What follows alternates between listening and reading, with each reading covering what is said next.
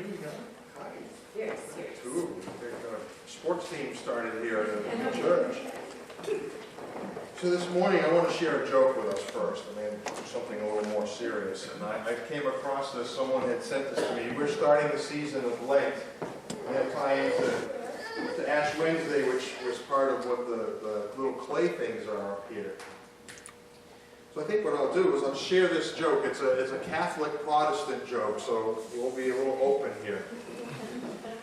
Meatless Fridays, it says. This is the beginning of the season of Lent. John Smith was the only Protestant to move into a large Catholic neighborhood. On the first Friday of Lent, John was outside grilling a big juicy steak on his grill.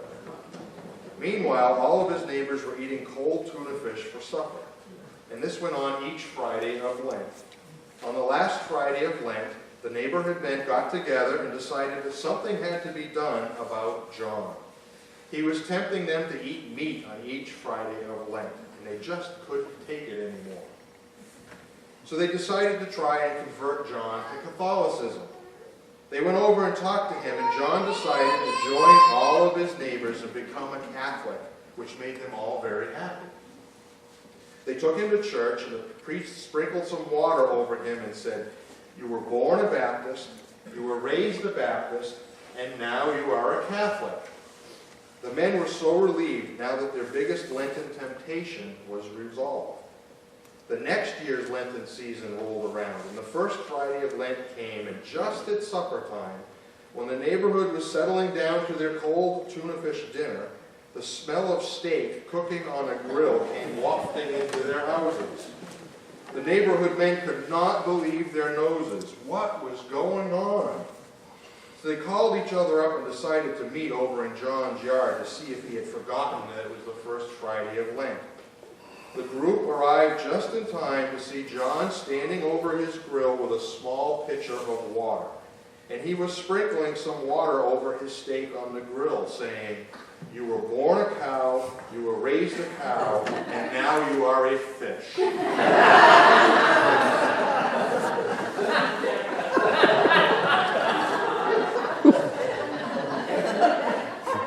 love that joke. It gives you a little insight into my sense of humor. I love that. But it kind of ties for me, and hopefully Taylor here, into these little pieces of clay that are up here.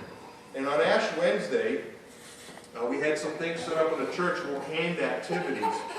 And these little pieces of clay were tied to a scripture, and the scripture says that we are all clay in the potter's hands. Do you know what a potter is? Do you know what a potter does? Kind of straightforward. What does a potter do? It makes pottery, right? He or she makes pottery, and what they do is they take a piece of clay, and they have to soften it up, because these are kind of cold. Why don't you hold that? It's like warm or cold. It's a little bit warm, but not really warm enough to really shape. So you warm the clay up, or if it's on a wheel, you spin it and get it soft, and then you can reshape it. In our lives, we don't quite know or understand where God's taking us, but we know He's shaping us in different shapes. We want to take that and maybe make something different out of it. We want to leave it the way it is. He wants to do it. He probably wants to eat it. That's not a good thing, right? We don't eat clay. Can you make it into? Yeah, I want you to take that back to your seat a little later, make it into something, and then we'll show people a little later. I made a little bowl. I'm the least creative person on this whole plate here. We have a little cross that somebody took clay and shaped it, and this is supposed to be a crown of thorns. And this is a fish to represent fishers of men, and some other hearts, because it was Valentine's Day on Lent too, so a couple folks made hearts.